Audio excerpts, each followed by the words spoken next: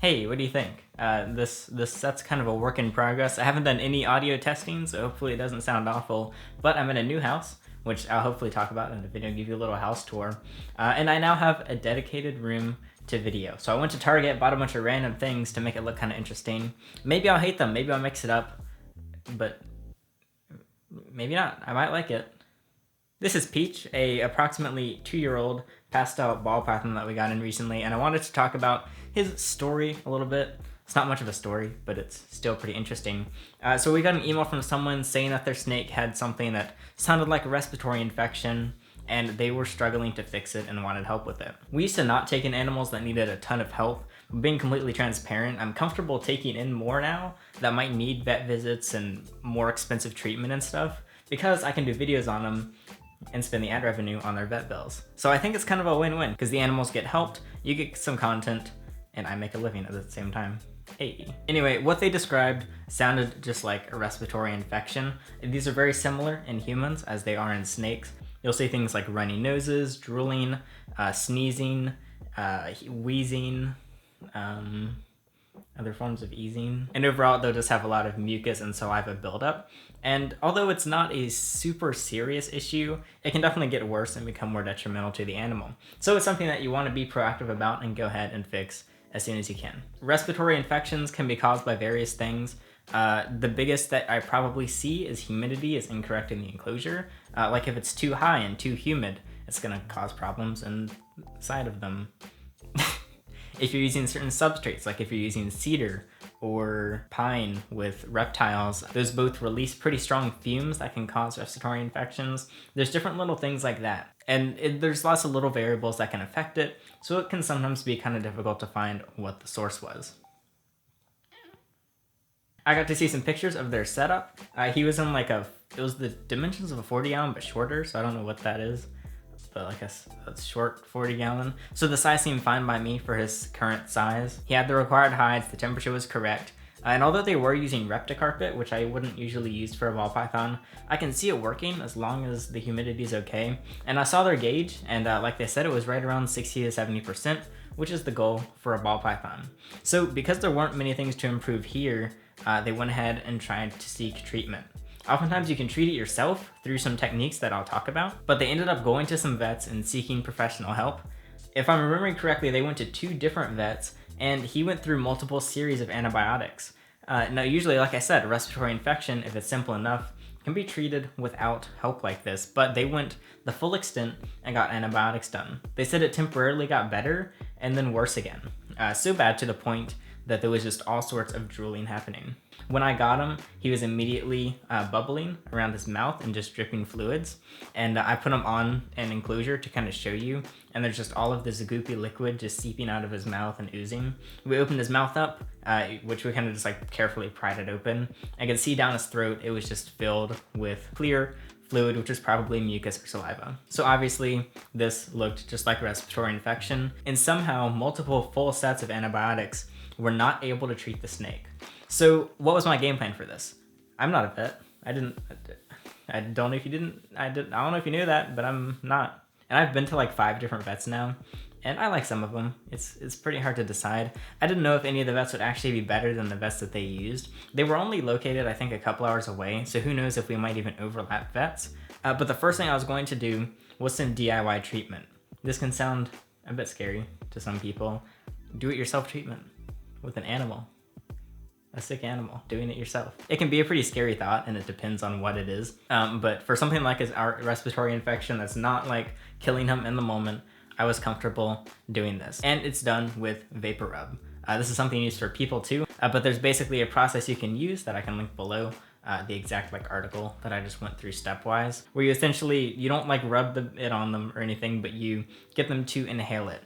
So I went ahead and started doing this process. Basically how it goes is you bring water to a boil, you add some vapor rub to the water, you put the snake in a small tub with holes, you put the small tub in a bigger sealed tub, and then you take the vapor rub and put it into that bigger sealed tub next to the tub with the smaller holes. Like I said, you stir the vapor rub up with the boiling water, which is no longer boiling, it's gonna start to cool, but the steam is going to just start leaving the container of water and fill up the big tub. You have the ball python or snake in a smaller tub so that it doesn't burn itself in the boiling water, but it'll all kind of seep through the holes in the small tub, and they'll continue to inhale it. You check on them every few minutes and leave them in there for like 10 to 15 minutes, and then do this every couple days.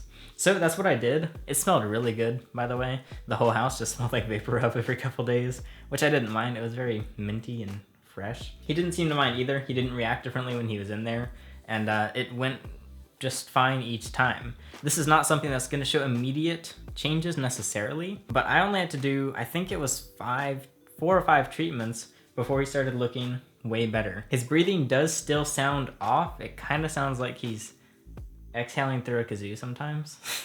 Not always, just occasionally, and I've heard it a couple times here. I don't know if you were able to pick it up on the mic, but maybe you could hear it.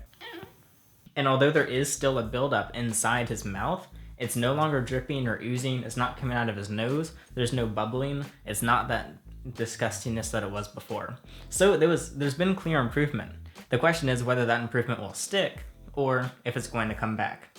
And this is where my prediction comes in as to why the vet was unable to fix it with a whole series of antibiotics, while I was able to possibly cure it with some simple DIY stuff that costs like 15 bucks. My theory goes, cat urine. I had about a 40-minute drive or so home with the ball python, and on the way back, my car ended up smelling like cat pee.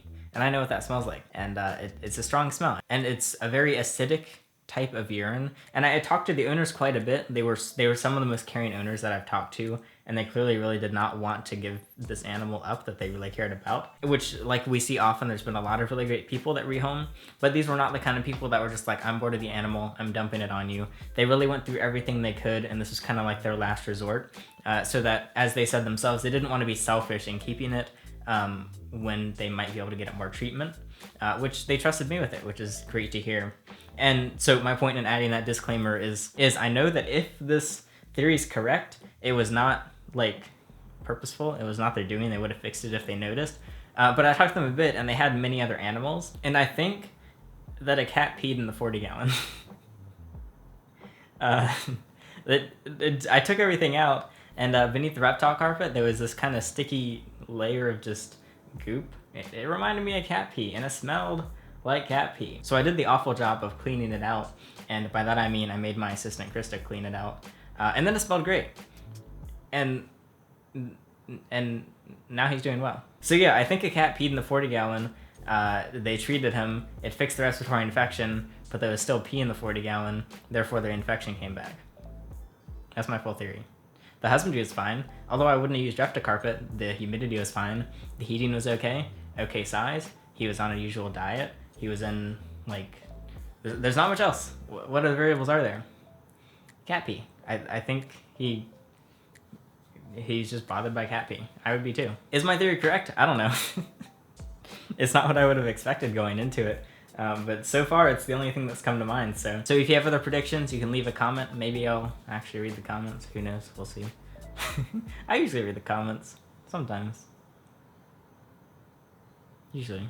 Until then, though, he's been doing quite well. He's not eaten yet, understandably. We've been having to bother him a lot. And he's in like a weird temporary tub. One of the great things about this new house is we truly have a quarantining system now.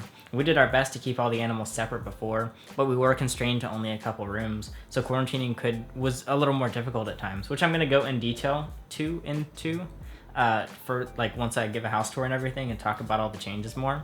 But yeah, it's actually in this room. There's just a full shelf with the animals that have higher concern, and then we're a lot more careful in between these animals. We have like lots of cleaning supplies, which we always have, like gloves and cleaners and paper towel and just really easy stuff to sanitize. It's like a tub system, so I'll show that off shortly. But yeah, I wanted to go over Peach, the ball python, who has had a really bad respiratory infection that vets were unable to cure, but good old little Herping might have been able to in like 20 minutes, which obviously, yes, the vets could have done it if they were given the enclosure. I had the upper hand because we got to actually investigate the tank that he was in firsthand. And I think, just think about how helpful that would be. Like if vets came to your house and like saw your enclosure, they'd probably have a lot easier luck finding the root of the source. Maybe it's completely off, and maybe the respiratory infection will come back again. And if it does, there'll be a part 2 to this. If it doesn't come back, I'll probably leave this video just as it is, and you can assume the respiratory infection's gone, but you can follow on Instagram, and I'll keep doing updates there at Go Herping. But I think it's a really interesting little case. I'd love to do more individual videos on individual animals, and their unique little things they're little quirks. They're so quirky with their random health issues. So I would like to continue doing that. So this is the building set. There's nothing reptile related at this set. It's so cliche. It's a mix of chic and cringe. I like it though. We'll see. Maybe I'll mix it up. Give me recommendations on what I can put behind me and what I can put on the shelves. Maybe I can just put some animals on the shelf. I don't know. But this is your boy, the pastel ball python that's hopefully going to heal up well, and that's that. So as I continue to transition back into a routine since I've moved and like done a lot of other stuff, as you've seen from the last video, a lot's been happening. If you're interested in an animal, you can go check out emeraldscales.com. As of uploading this, there are 0 animals on the site. But don't worry, also as of recording this, I'm about to put up 5 boas for sale of 2 different species. So so you can also follow on Instagram there at _emeraldscales, or just keep watching the videos and I'll hopefully show you. I think that's all I need to plug. This is Peach. I'm Alex, and thanks for watching.